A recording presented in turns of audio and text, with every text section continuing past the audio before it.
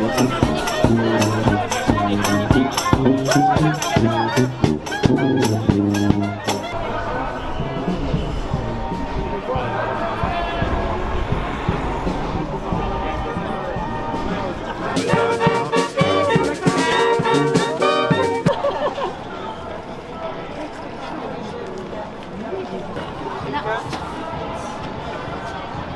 coup, pourquoi vous manifestez aujourd'hui?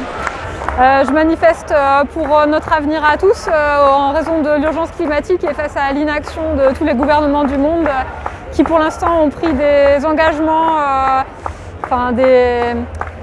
qui relèvent plutôt de paroles et pas beaucoup d'actes malheureusement.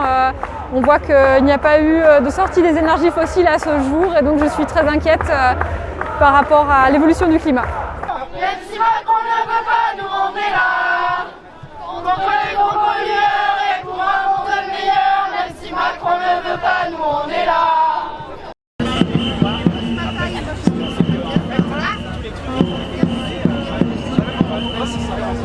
Donc pendant cette COP26, on va pouvoir une mobilisation massive partout dans le monde pour dénoncer l'inaction climatique des dirigeants. Est-ce que vous pensez que la COP26 aboutira à des actions concrètes? Il y a des promesses, après il faut suivre, je dirais, ces promesses, voir comment elles sont mises en œuvre et quels sont les résultats. Souvent il n'y a pas de bilan de fait par rapport aux propositions d'action, il n'y a pas de suivi suffisant et on s'aperçoit qu'on continue à dépasser tous les scénarios, les pires scénarios en termes d'émissions de gaz à effet de serre. Toi, tu penses qu'il y aura des solutions concrètes qui seront adoptées et que ça va changer les choses vraiment et qu'on trouvera des solutions et qu'on pourra limiter les dégâts ou qu'on va vers un emballement? Je pense qu'il y aura toujours des actions qui vont être mises en œuvre par les différents gouvernements, mais pas à la hauteur, pas à la bonne hauteur, je dirais, pour réduire l'augmentation de la température à 1,5 degré, qui déjà posera des problèmes à de nombreuses populations sur le monde, sur le globe.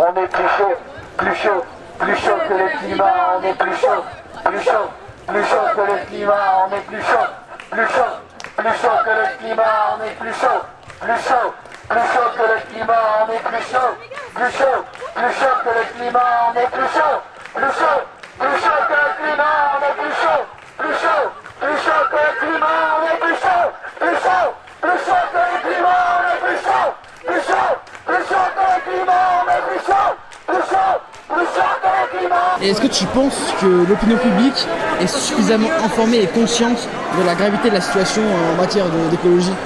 Non, malheureusement, moi je m'en rends compte parce que je contribue à la vulgarisation via un dispositif qui s'appelle la fresque du climat. Et je recommande à tous ceux qui vous regardent du coup de participer s'ils le peuvent à une fresque du climat.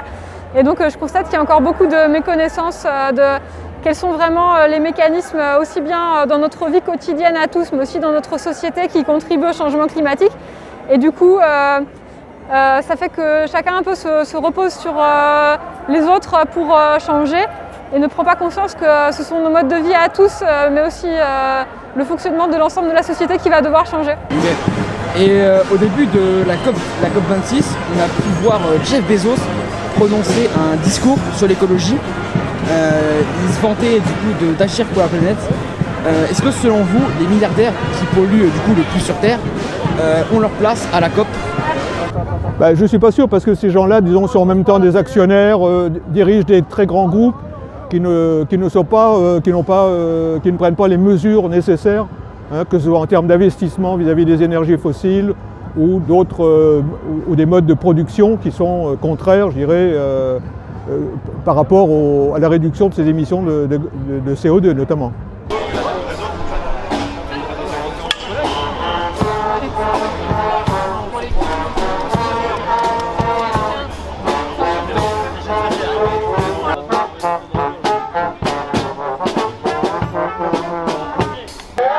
C'est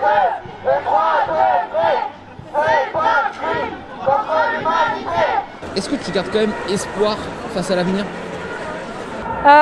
C'est difficile. J'ai un petit bébé de 4 mois et je veux dire qu'avec son papa, on a longuement hésité à savoir si c'était une bonne idée d'ajouter ou pas un humain à un monde qui semble promis à une dégradation rapide. Donc voilà, j'oscille régulièrement entre espoir et désespoir.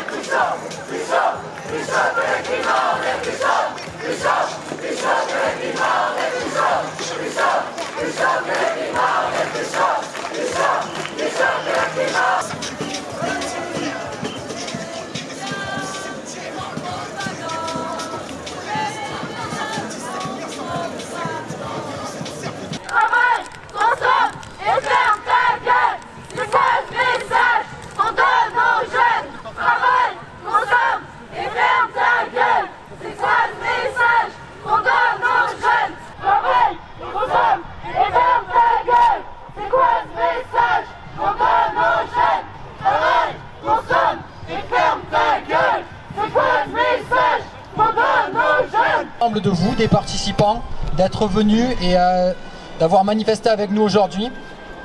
Donc pour vous donner un chiffre, on était donc environ 2500 aujourd'hui. Bon, je pense qu'on peut s'applaudir d'avoir tous été là quand même.